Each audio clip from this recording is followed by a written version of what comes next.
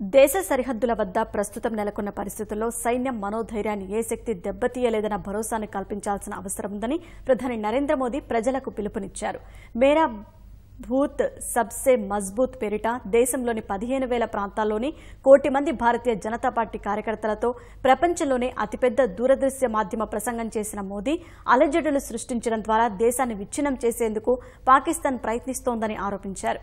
దేశాన్ని రక్షిస్తున్న వీర జవాన్లకు వందనం సమర్పిస్తున్నట్లు తెలిపిన ప్రధాని శత్రుదేశం ఎన్ని కుట్రలు పన్నినా భారత్ను ఏమీ చేయలేదని తెలిపారు. భారత్ ఒకటిగా పోరాడుతూ, ఒకటిగా జీవిస్తూ, ఒకటిగా పనిచేస్తూ, ఒకటిగా విజయం సాధిస్తుందన్నారు.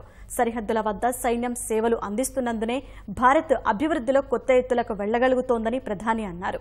ఈ సందర్భంగా విపక్షాల మహాకూటమిపై విమర్శలు గుప్పించిన మోదీ ఆ కూటమి దేశాన్ని అత్యవసర చికిత్సా విభాగానికి పంపుతుందని ఎద్దేవా చేశారు.